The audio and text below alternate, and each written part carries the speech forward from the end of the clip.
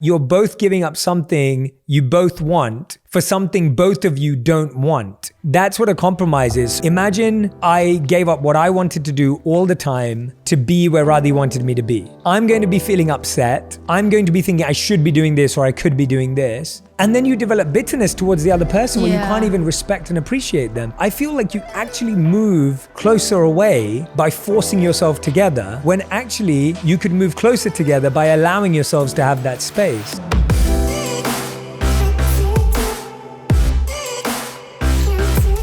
Hey everyone, welcome back to On Purpose and our annual episode with the one and only Radhi Devlukia-Shetty. Hey. We do this every single year. The first ever episode on the podcast on the 14th of February 2019 was Radhi. We did our 1 year celebration with Radhi, and this is now our 2 year celebration with Radhi. The podcast is now officially 2 years old. Oh my gosh, that's amazing. But also I thought, number one, you'd keep my seat warm for me. Is it not warm? I mean, and seeing as I'm like probably the person that's been on the podcast the most, I thought maybe I'd have like some of my favorite snacks here, but I had to bring my own tea, didn't I? This is your house. I had to bring my own tea, didn't I? This is your house and the snack cupboard is yours and you do own this But place. it's different if you bring it for me. But I'm so excited to be here. And yeah, I don't know what we're going to speak about, but I'm very excited. Yeah, so Radhi and I don't plan these. What we do is we ask my team, friends, people we know, people we don't know to come up with questions that we can discuss. And that's what we're going to do today. We think 2020 was a incredible year for relationships and the challenges it brought with that. So we want to dive in today about how we tried to navigate 2020.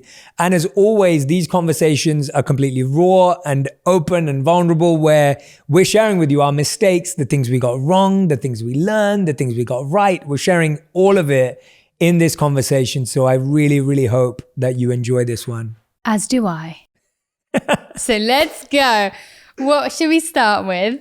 So the first question that I have from our team is, what do you find hardest about love?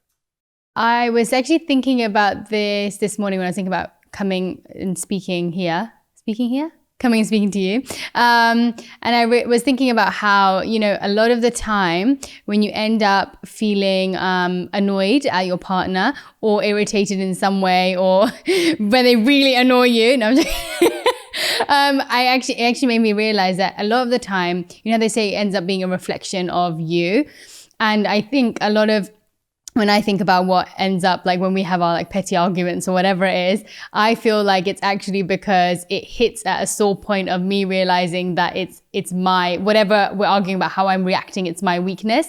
And a lot of the time that's stubbornness. And so I feel like whenever I think that's quite a difficult thing when it comes to relationships or love, is that the other person, because you spend so much time with them and because, you know, they know you better than anybody else, that they end up being a reflection of actually you. So every time you end up having interactions with them that aren't that great, actually a lot of the time you can sit there and be like, maybe that had a lot more to do with me, how I reacted rather than that other person. But sometimes it's them too. That's a really good answer. That's a really good answer. I think that's such a good point. I think what I'm saying is I would second that. And to give another answer, to give a different answer, I also feel the hardest thing in a relationship is you're always projecting your strengths onto the other person's weaknesses. So you want the other person to be more like you, but when you really think about it, you don't. Like you love the other person for not being like you. But when you say things like, I'll give an example, that I'm super organized, disciplined, live by the schedule, on time. So am I. And at times in our relationship, I've wanted you to become like that and do things like me. And when I've really sat with that and really thought with that, I realized actually I don't want you to be like me because I love you for not being me. Yeah. And the things that you bring to this relationship, whether it's spontaneity, whether it's being fresh, whether it's being always alive, like that's the strength. And I think what we do in relationships is we dampen our partner's strengths instead of amplifying them. And what that does is it makes your partner feel like they have to do something different or be something different. But actually, if you amplified their strengths, which is the part you love anyway, you're going to have a much more fulfilling and exciting relationship. So I think that I find that hard because I think we all live in our heads. Yeah, it's so true. And we think the way we think is the right way. I'm like, hey, what do you want to do tomorrow? And you're like, well, I kind of have a 9 to 5, like 6 schedule ready to go for the next like 6 months. And I'm like, oh, so you don't want to go shopping with me, or you don't want to go to like get some plants? And yeah, no, I agree. And I feel like but I also think from that, you know, it also helps, even if you're not doing, even if you feel like it's a negative thing, to notice that and to try and correct it. In the same way, I think it can also help the other person tighten up on that area of their life too. Like, okay, cool, you may be super organized and I may be not very organized at all, but at the same time we can find like a good middle ground when we're together, where it's like, okay, you know that I like being spontaneous, so maybe randomly you'll be like, okay, cool, like, which you do, you're like, oh, you know what, I'll just cancel my meeting, or I won't do this, and let's just go do this.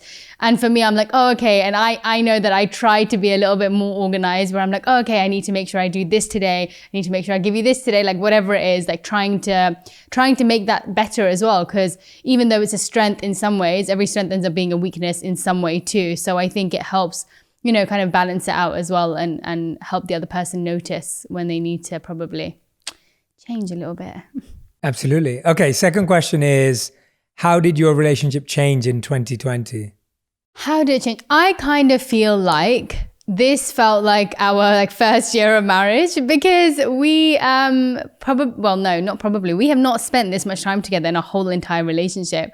And so I kind of feel like, for me, it felt like we were on our honeymoon type feel, where we just got married and we were learning so much more about each other.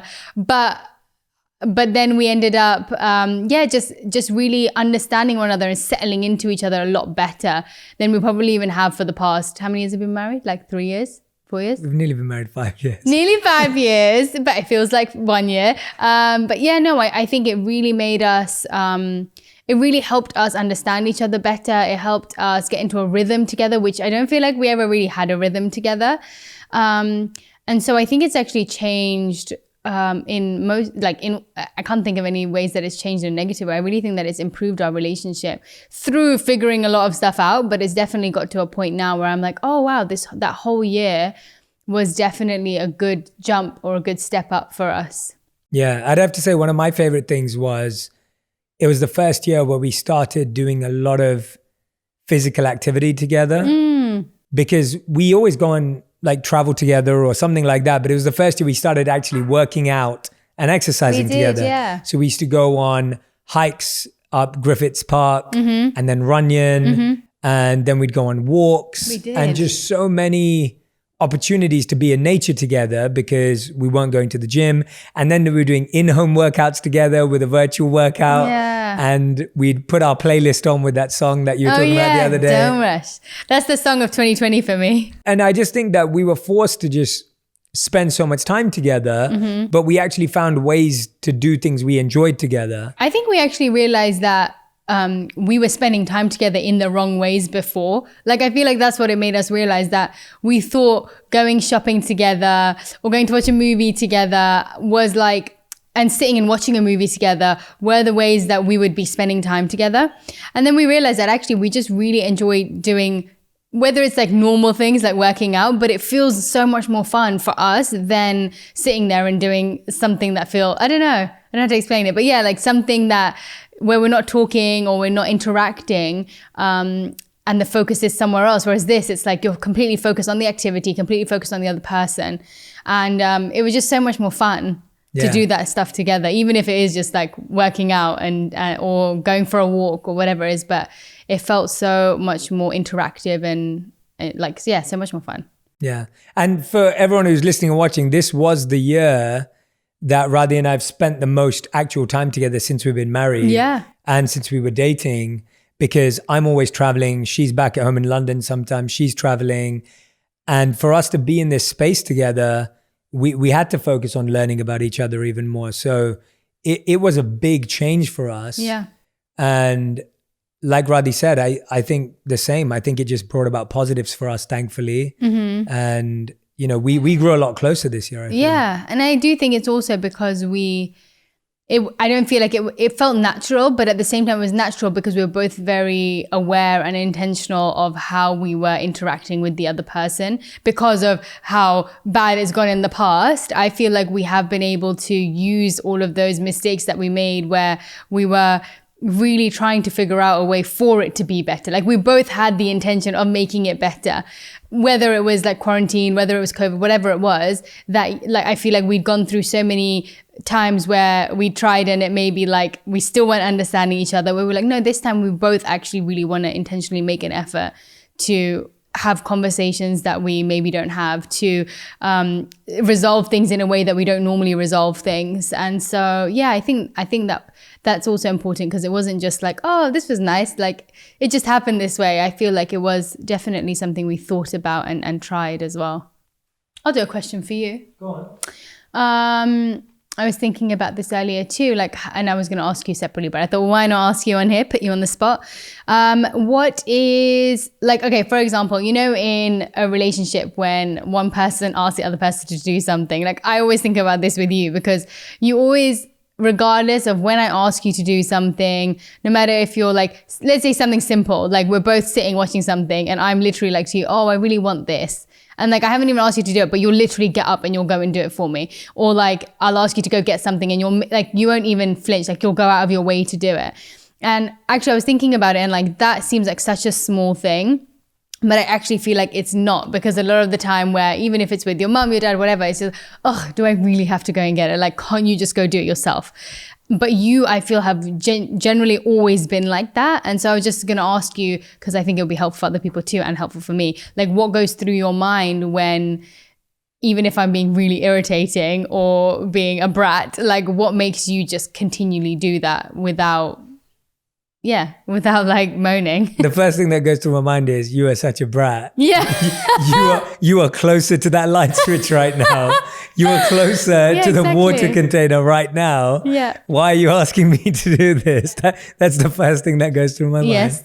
Fair. And then my monk mind comes in, and there's two sides to it. First of all, I know you're not asking me because you're trying to make my life difficult. You're doing it because you want to be loved that way. and Maybe, yeah. And I think that when you realize, if you're in a loving, trusting relationship, you start realizing that your partner's requests, even if they seem unreasonable and irrational, a lot of the time, that's just how you want to be loved in that moment. And when you see it in that way, you go, yeah, of course I want to love you in that way. Because you're not doing it to hurt me, because I know you love me. You're not doing it to upset me. You're obviously not doing it to irritate me. Mm-hmm. So then the only reason you could be doing that is because you need some love right now. And you need love in that way, or you need connection in that way, or you need intimacy in that way. And so you're asking for it because it's a request for love. And I think we think of requests for love as like, oh, give me a hug, or I need to talk to you. We think of those things, but actually it's the day-to-day moments in the small things where someone's saying, please love me, please see me, please show up for me. Please bring me a snack. Please bring me a snack. And I think we mistake that language because we think, oh, that person's being so irritable. So demanding. So demanding. And maybe they are. And that's something that you have to check for yourself. True. So if you are that person, Radhi, then you have to check for yourself whether it is demanding and stubborn or whether it is a request for love. Yeah. For yourself. But I've made it in my mind that I believe you love me. Mm-hmm. And so if I believe you love me, then I should believe that this is you asking for love. And so, but if I didn't believe you love me and I was then insecure about that, annoying. Then it would be really annoying. Yeah. And so it doesn't mean that I don't have that thought. It doesn't mean that I don't get internally frustrated with you for a second. And then straight after that, this kicks in and that walks me through it. And I think when people sometimes say to me like, oh, well, haven't you got it all figured out? I'm like, no, the first thought is never the thought that has it all figured out. The first thought is always, oh gosh, whatever. Yeah. It's the second thought. It's taking that time to have that second thought rather than reacting to the first. Yeah. So that's the answer to that question. That's great. Thank you. I've always wondered that. I have actually. So this question came in from our team. It says, tell me about a time where you think we've made a compromise and how did it work out? I'm going to go first. I know the first thing you're going to say is, I don't believe in compromises in relationships. You know me so well. So Please continue. that's exactly what I was going to say. I was like, as soon as I hear the word compromise, I have a very interesting relationship with the word compromise because I believe that compromise makes you feel that both of you are giving up something you want for something you both don't want. Oh, yeah. Which doesn't make any sense to me. Repeat that. Rewind. That's a good point. Go on. Have a Jay Shetty moment. So I have a really interesting relationship with the word compromise because I don't understand what compromise means is that you're both giving up something you both want for something both of you don't want. That's what a compromise is. So it feels like one person is getting what they want and the other person is not getting what they want. That's what a compromise is. Mm-hmm. Whereas what I have tried to live by in our relationship is I want you to get what you want and I want to get what I want. Mm-hmm. Now, if that doesn't mesh all the time or if that doesn't connect all the time, then the only thing that's being compromised is this false view that we should always feel the same way about everything. Mm-hmm. And I think that actually makes space for resentment. It makes space for bitterness. It's almost like, think about this, everyone who's listening and watching, think about this for a moment. Imagine I gave up what I wanted to do all the time to be where Radhi wanted me to be. Mm-hmm. I'm going to be feeling upset. I'm going to be thinking I should be doing this or I could be doing this. Mm-hmm. And then you develop bitterness towards the other person where you can't even respect and appreciate them. And if you were always dragged to what I'm doing, you may be thinking, well, I could be doing this or I could be doing that. Mm-hmm. And what ends up happening is I feel like you actually move closer away by forcing yourself together. Wait, say that again. You actually end up moving further away. You actually end up moving further away by forcing yourself to be together. Yes. When actually you could move closer together by allowing yourselves to have that space. I agree. So that's my relationship with the word compromise. We've both been very happy for the other person to live freely, to do what they want to do and without pressure of being like, okay, cool, it's my friend's birthday, for example. And if you're not that interested in coming or I'm not that interested in coming with you, it's not like, oh my gosh, but you have to come. Like, we're a couple. We can't go places without one another. Like, we're just like, okay, cool. Like, you don't need to go. And we understand that too. It's like, yeah, it's going to be boring for you. Like, you don't need to come with me. And we're very good at making it quite clear if something is important to us, whether it's family stuff, whether it's whatever. Say, okay, cool, you don't need to come to this family thing, but I would really appreciate it if you could make some time and come here. And so I think it's also that where it doesn't feel like a compromise if you know that it's the same thing as what you were saying about the bringing me water or snacks. It's like, you know that the person loves you. And so if you make it explicitly clear what's valuable to you and you still don't feel heard by them, then that's one thing. But like, if I know that you love me and you know what's important to me, I feel like you always know when you need to show up. And if, for example, you haven't and I may not have communicated it to you, if I tell you afterwards, it's always like, oh, I'm so sorry, I had no idea that's how you felt. And so, yeah, I think it's important, one, like letting the other person know what is of value to you and whether it's actually that important. Not being like, oh, come with me, and the person says no, and then you're like, oh, okay, fine. Like it doesn't have to be like that. It can be oh, but please, I like, this is really important to me. So it's communicating and letting you know about that. And also, yeah, understanding that the other person loves you and that if they are saying no, it's not because they're trying to hurt you. It's because they maybe genuinely have something that's more important to go to or to do. Yeah. And I think you're right that's a really good point because you expect the other person to read your mind and to know why it should be important to you. And we often have that thought like, you should know this is important to me. But the truth is that in every relationship, like no one knows until you explain to them. And I think in our love relationships, in our romantic, even in our friendships, we just expect everyone to fully know what we value. Yeah, it's like even with family, for example, just if someone is really close to their family, you expect in your mind that they realize that that's an important thing. But if, for example, that person is not that close to their family, in their mind, it's like, oh, it's my uncle's birthday.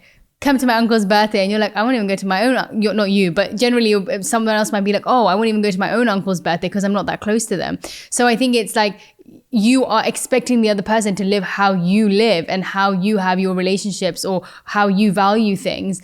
And it's an unfair expectation because people have been through so many different things in life. Awesome. All right. Next question on the list. Next up is we both have such hectic schedules in life and lots of work going on all our commitments. How do we find time to spend time alone and time with each other? I get asked that a lot, actually. I have so many, Really? some of my family members are always like, but does he have time to spend with you? Like, do you guys have time? Like, I was speaking to one of my family friends the other day and she was just like, are you sure you guys spend time with each other? And I was like, yeah, we spend a lot of time together, but I can understand why people may think that. But yeah, you know, I don't feel like we've ever really felt, I feel like even if we've had the moments where we've had like months apart, we do make an effort that when we are together, especially recently within the past year or 2 years, would you say? You say 2 years? We've started doing a thing where we make sure that we have at least a weekend that we spend solid together. And sometimes that's more time that you spend together, even if you were seeing someone every single day for like a month, because it's condensed time, it's intentional. And it's with the sole purpose to spend time together and communicate and be together in a meaningful way. So yeah, we definitely make that time. But it's also because we choose to do that.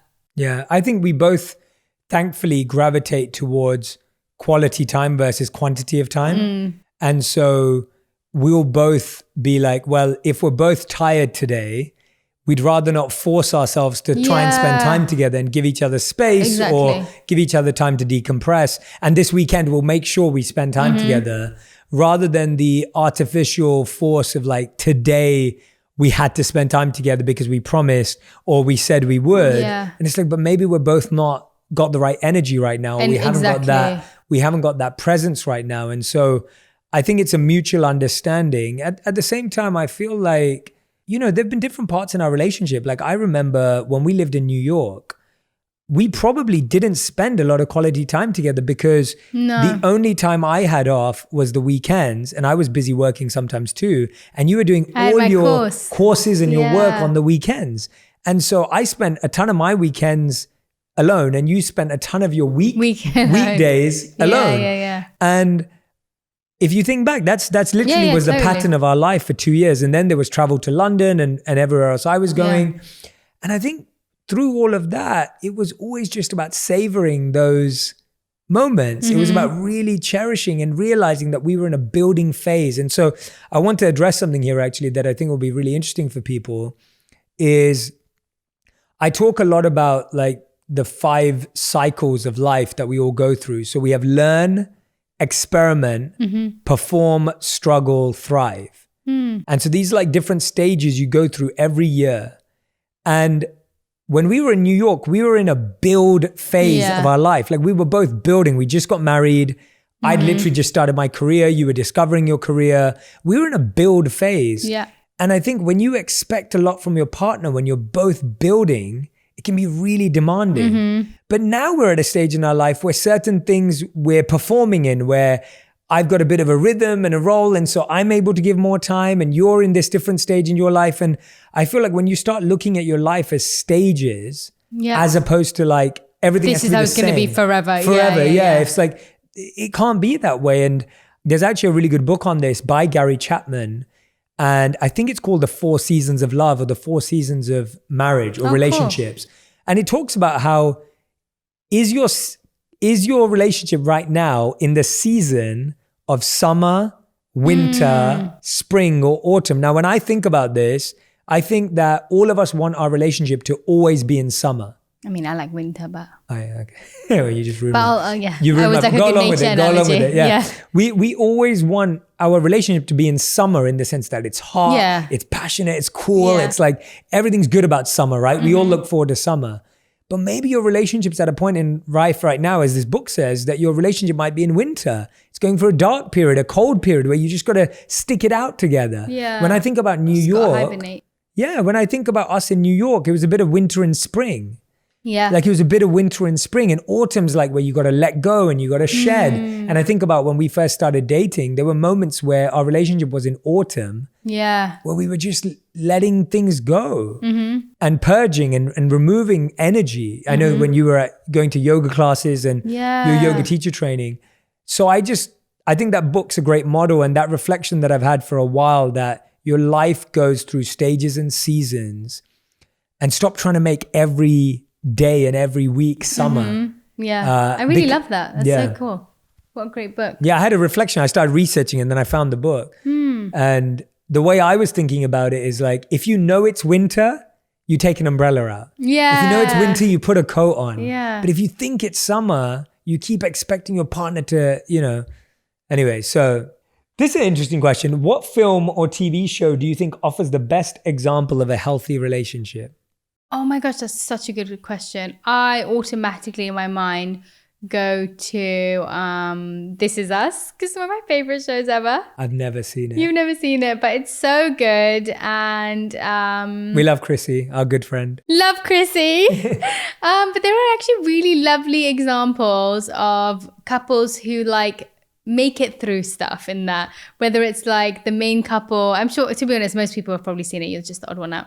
But the main mum and dad, and then there's Sterling. What's his name? Sterling Brown. Sterling, the actor. Yeah, probably. Yeah, I think that's something Sterling or Sterling something. You'll know who I mean. But their relationship is amazing because they go through so many ups and downs, but they're so good at communication, and I feel like that's a very good show to show very different types of relationships. Even Chrissy's relationship with her partner, her husband on the show, they're all so different in relationships and the way they communicate, but they show very good, very, very realistic and useful relationships, I feel. Yeah. I love that show. It's so good. I actually struggle with this question because I think, I don't watch a lot of TV shows, but I do watch a lot of movies.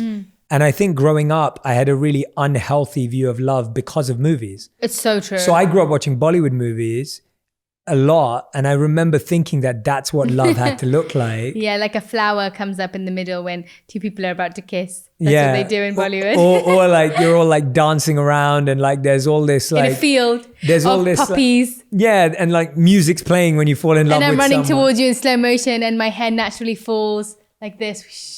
Yeah. And you're coming towards me, and then it cuts because they don't show anything else in Bollywood films back in the day. And so that's what I grew up with unhealthy projections of love. Yeah. And the thing that comes to mind when I am thinking about this, apart from the Last Dance Michael Jordan documentary, which doesn't show marriage, but shows like love in a team and camaraderie and collaboration, I'll try and find a bit more of I actually think The Happy Place, The Good Place. I always call it The Happy Place. Kristen Bell's character, Eleanor, and her relationship with Chidi, like the way it shows relationship dynamics is really interesting about like what is a good relationship, what is support, what is friendship. Like I think it answers a lot of deeper questions. Yeah, and that is such a good show. It's such a great show. I'm enjoying it so much, and we came to it late, but we're loving it. Yeah. And I just think it has so many good messages, so I'd have to go with that. Okay, cool. This Is Us and Happy Place. Yeah. No, was it? The Good Place. Good Place, yeah. I call it The Happy Place all the time as well.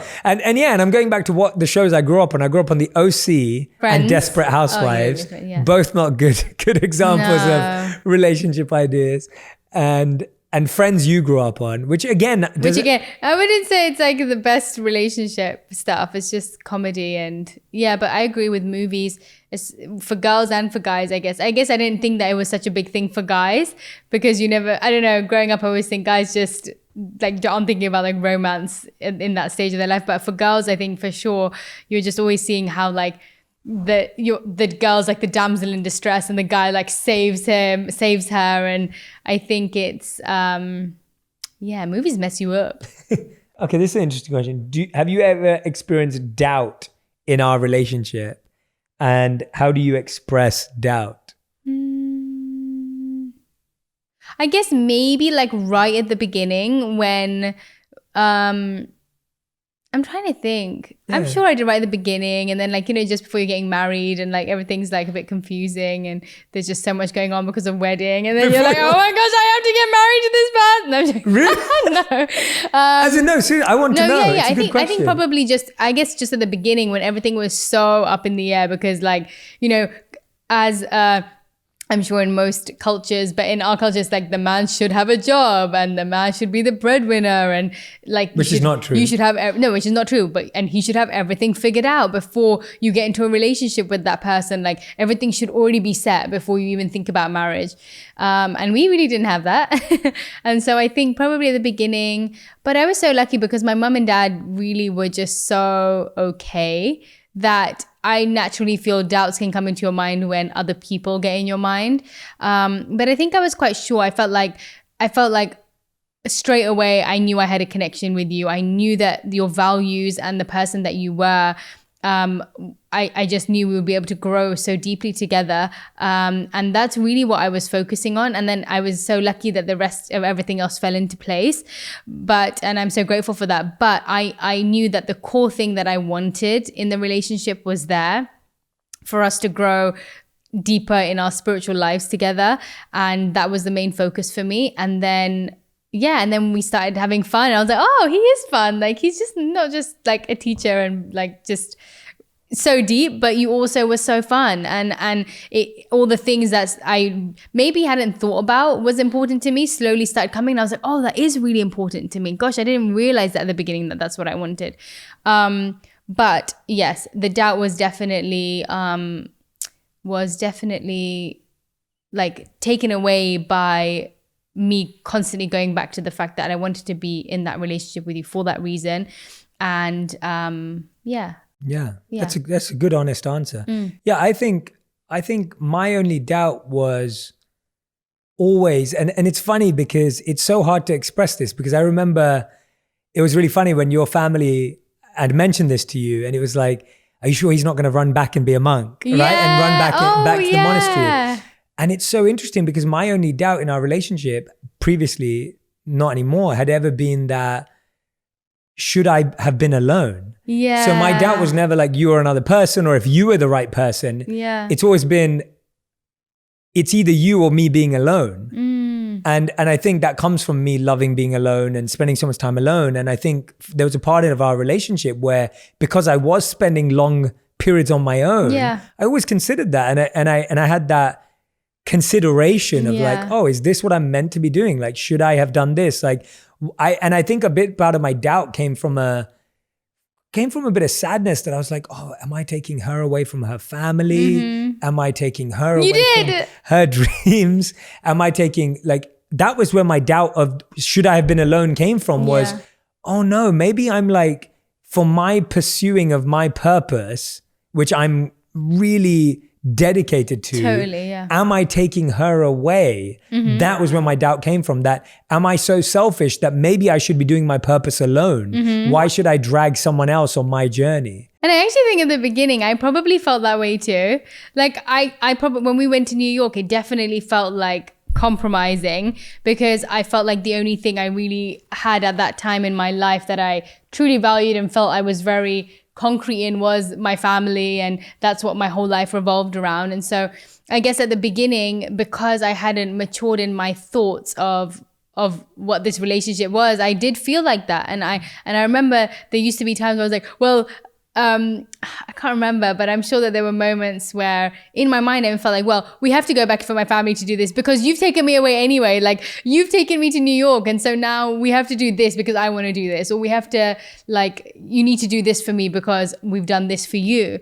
And but I definitely, now looking back, I realized actually it was all so much more for like it. So I don't feel that way at all anymore.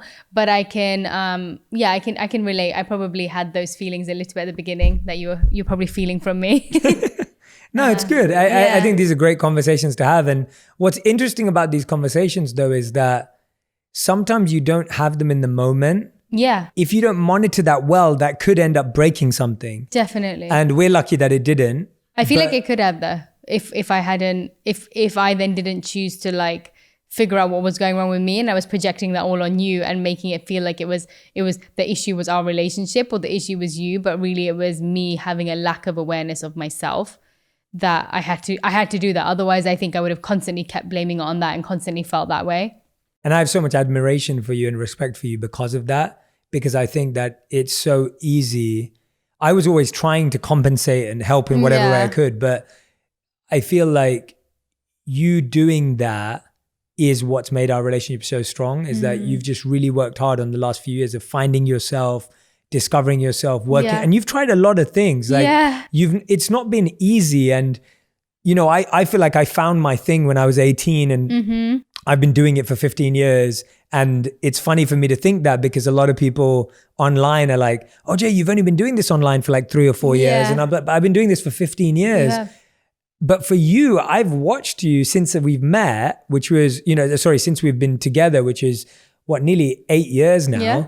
And I've seen you like try this, try that, experiment with this. And actually it's been really amazing. Why don't you tell people about how you feel your journey's been of discovering your real passion? Because I think people see you now and you've got your amazing YouTube channel and your Instagram page and all the wonderful stuff you're doing. And people may think, oh yeah, Radhi just...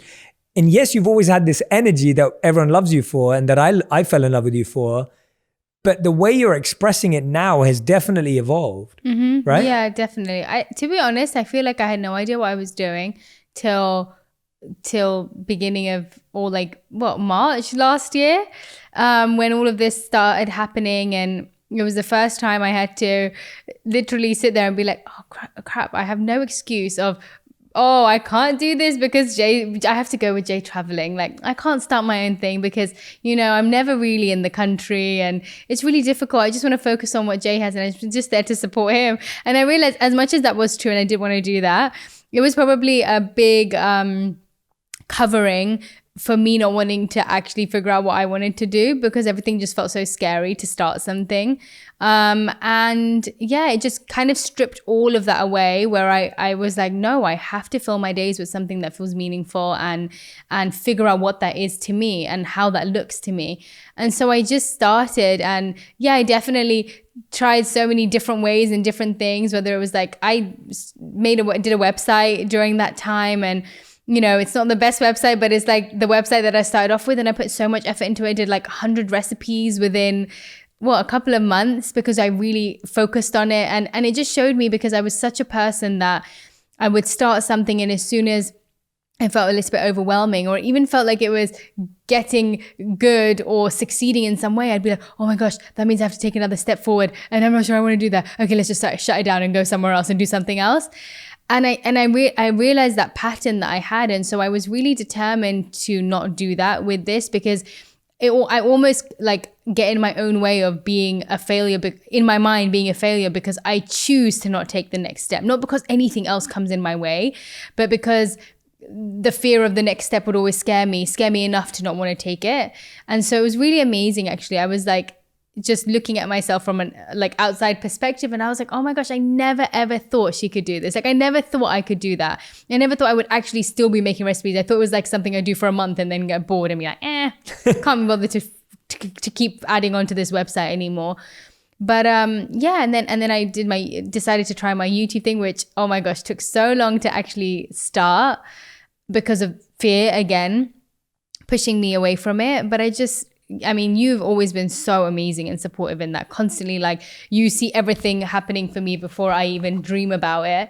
And I think it's just been so nice, because whenever I've had doubts, you've been so amazing at helping me through them practically, where it's in like a supportive way of just love, but a lot of the time it's really taking the time to have the conversations with me. And I avoid the conversations, and you're like, okay, what do you need to do next? Like, what is it I'm like, I don't want to talk about it right now. I haven't figured it out and I just don't want to speak about it. But you constantly would help like push me through, because you saw that it was coming from a place of fear, not because I actually didn't want to. And I think that's really important too. It's like, I know with a lot of your stuff, like 99% of the time, you don't necessarily need to speak to me about it, but there are certain times that you do want to discuss things, and vice versa. Like, I obviously need you to input in a lot more of my stuff, because I feel like you've done a lot of the things that I've done, and I really appreciate your advice for it. But I think there is so much of the support being in so many different ways throughout the times that I needed it. And to be honest, I don't know how I got here, but I'm really happy that I did it. I'm so happy because I never expected myself to be able to do that ever. And I just genuinely feel for everybody else that's listening to this that I was like, that's where my spontaneity that can be a strength and ended up being something that was such a weakness for me in the areas where I wanted to commit to something. And and I'm not just saying this, genuinely, if I can do it, ask my mum. She will tell you, if I can do it, I 100% know that other people can. Whatever it is that you love doing, just try it out. And if I can do it, oh my gosh, you all can definitely do it. Yeah. But enough about me. What I genuinely love about the way you're doing it, though, is that even though you have become more organized and disciplined and focused to figure this out, you haven't lost who you are. Yeah. And I think that's the hardest part. And I love seeing that in you. Like each and every video, the amount of effort you put in. I know the amount of effort that goes behind the scenes when you're about to launch a video and like your nerves and your excitement. And you just want to make everything so wonderful for everyone. And I love that. I love that even though you've become organized and focused and disciplined and all those things that you've had to learn, that you haven't lost yourself in it. Because I think that's possible too. So I love watching it and it makes me really happy. And what you were just saying at the end, you know, there's an old relationship rule of like, don't keep the score. And it's been said for many, many years of like, don't keep score in a relationship. But often score feels like, oh, I did this favor. What did someone else do? And what I've realized is that score should not be kept energetically.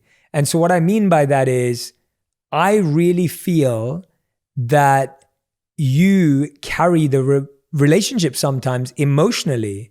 And so I may be carrying it mentally, but you're carrying it emotionally. And so if you're only looking at the mental score, I'll be going like, oh, well, I'm doing everything. Why are you not doing anything mentally? Like you're not planning, you're not setting goals, you're not doing this. But that's because I'm only measuring it on my scorecard. And I think it's so important to be like, well, there are so many different scorecards. There's so physical, financial, mental, emotional, spiritual. There are 5 scorecards. First of all, there shouldn't be a scorecard. But I'm saying there's 5 types of offering in a relationship.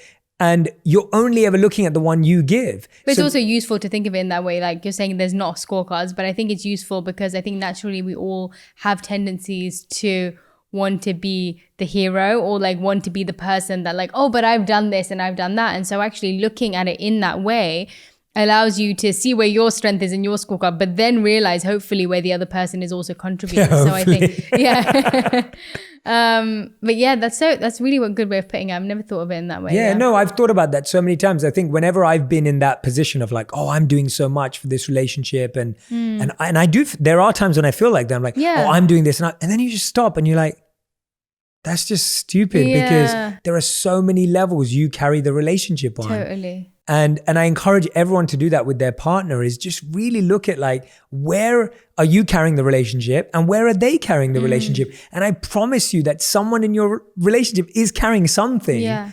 And if they're not carrying anything, then sure, that's not a great relationship. But I think there are so many relationships where we miss what someone's doing. I think that really stops you from, and actually I didn't think of it in that way, but whenever I do think about when I'm irritated at something or when I feel that way, thinking about it in your way, and sometimes I have thought about it in that way, it makes you really not be selfish. Like it makes you, a lot of the times, if you feel that way, you can end up stopping yourself from continuing to do that or continuing to be the person carrying this section. But I think when you think of it as these other 4 areas that other person may be helping in or carrying, it stops you from limiting yourself in what you can give and realizing that actually I could be giving everything in this category and that's okay because he's giving everything in this category and I don't want that category. So I'm good for him to handle that.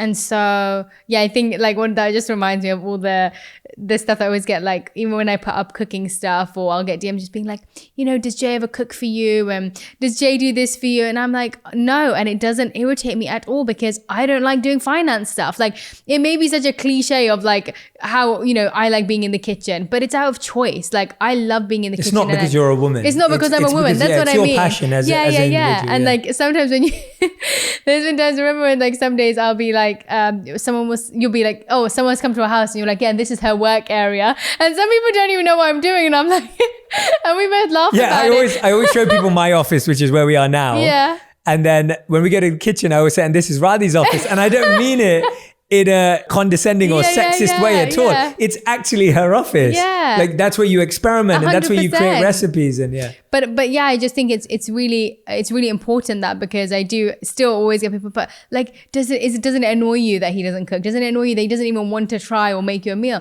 And I'm like, no, because I really don't want to learn about this that he does and he manages. And I think it's so important because you can get so wrapped up in what other people do for each other in relationships. And what other people are carrying for each other in relationships. And you see this one aspect of it and you're like, oh, well, why doesn't he carry that for me? And why doesn't she carry that for me or do that for me? And I think it's so important because it can really, stop you from giving as much as you should be or want to be giving in a relationship, because you're putting up your own barriers and telling yourself that you shouldn't because he's not giving enough. Exactly. All right, couple more questions. Go on then. This is a good one. When are you most scared to be vulnerable with your partner?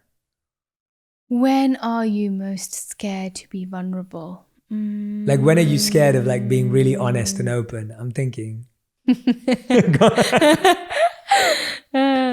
Go on. Sometimes when, like if like you've already given me advice on something and then like I'm kind of asking for like again and I'm like really confused about something again and you're really nice about it. But sometimes I feel like it's, when I know you're going to tell me something that I don't necessarily want to hear because you've already told me before and I don't necessarily want you to give me the answer because I know you're right. That makes me really annoyed. So sometimes I don't feel like being vulnerable about how I'm feeling because I know the answer you're going to give and that I don't want to hear it. So what do I need to be to help you be more vulnerable? No, I think it's more me. No, seriously. No, I think it is very much so just me. I think it's me just wanting to be stubborn and not wanting you to be right. That's like a recurring theme in this podcast right now. I'm not stubborn. I'm not allowed to say it. That's the thing. That's the rule I've learned. Allowed to say it. I'm not allowed to say Radhi's reflect. That's when I feel most vulnerable. It's like I'm not allowed to repeat something she said that makes me look good. I'm like, I should really tidy up after myself or whatever. He's like, we should have. You're not allowed to tell me. You're not allowed to tell me that I should tidy up. I'll tell myself if I'm going to tidy up after myself. Okay. I feel most, I'm trying to think. I think the time I feel most vulnerable is like when I've spent a lot of money on something. Like, I feel like that's it, but I'm trying to think of it like. Oh yeah, like when you tell me not to, make sure you just park properly and don't ruin the rims. I'm like, if I want to ruin the rims, I'll ruin the rims, okay? No, but I don't feel vulnerable. I say that to you. I'm trying to think of something. When am I scared of being vulnerable with you? When am I scared of being vulnerable with you? Wait, I don't understand the money thing. No, like if I've just bought like a really expensive suit or something. Oh, you don't want to tell me? Yeah, exactly. Yeah. It's like if I've just bought an expensive suit for like an award ceremony. Because he knows he's got a Gucci wife. Yeah. So I get scared of being like, this is how much this suit costs because I'm wearing it. And what do I always say? I'm like, that's okay. It's for your work. Yeah. Every time. Yeah. No, you're always nice about it. In my mind, I'm like, it's for your work. It's fine. No, you're nice about it. I think it's a silly thing just because of upbringing and raising and stuff. It's not you. It's not you at all. You never stop me. And then I'm trying to think of something more deep because that was a fun one. That I'm just with your health, like sometimes with health stuff. Yes. You know why? Because sometimes, like because I'm cooking for him, I take things quite personally, and so sometimes but you try so hard. No, I know, like but you don't, as in that's not. But I feel like sometimes from you, I feel you get a little bit worried about saying if something has upset your stomach or if something hasn't made you feel right, whenever you have been in ups and downs with your health, or whenever I've given you something and I've suggested something and it hasn't worked. And I'm like, but why hasn't it worked? Like, I just don't understand. And I think it makes you vulnerable and I get quite defensive. No. I don't think so. But you're trying so like, I don't think you get defensive. I think you try really hard. And so it's hard for you because you're trying to figure out so many ways to support me or help me. Yeah. And you don't want it to go wrong. And this is where it always comes back down to. It's like, when you trust the person loves you, you know that someone even being defensive is out of love. Yeah, I am defensive though about it, to be honest. No, but I think that comes from the fact that you're trying so hard. Yeah, maybe because I'm just like, oh, what? And it's hard when you're not in control of something and you're trying to be in control of it. But yeah, I feel like that's when I notice you are a little bit scared to be vulnerable because you want to tell me, but you also don't want to upset me or like. That's a good answer. Yeah. Yeah, that's a good answer. I never want you to feel like you're trying really hard and it's not working on something, because I don't think that's fair, because it's not necessarily your responsibility. Or like when you want to play PlayStation and you pretend like it's like a work meeting with your partner. We never say that's a work meeting. And really you just want to play PlayStation together, but you're like, it's for work. And I'm like, yeah, it's just because you want to play. Okay, another one. You're giving way too many. What else can I think of? Okay, so we're on to the final two segments, which is fill in the blank and final five. Fill in the blank and final five. Yeah, so fill in the blank is you fill in the blank at the end of the sentence. So we're both going to say it. All right? Yeah. Okay, are you ready? I'm ready. I feel most supported by my partner when? I feel like we did this last time. Yeah, but not the same question. I feel most supported by my partner when he brings me snacks when I don't even ask for them. That never happens. I know, that's why I just don't feel it right now. No, I feel most, that's my answer. You go. I feel most supported by my partner when I bring you cut up fruit. No, I mean, that's a fun one, yeah. But when... He likes his fruit cut up when he's eating it, like a little baby, because his mum used to do it for him when he was younger. And when he goes back every single time, his mum cuts his fruit up into a little bowl. And he has his little assortment of fruit bowl every day. And he's like, you know, I really love it when my fruit's cut up. So that's what I've been doing, cutting up fruit midday, halfway through my work day. I haven't had it today, to be honest. I'm sitting there cutting up fruit for this king over here.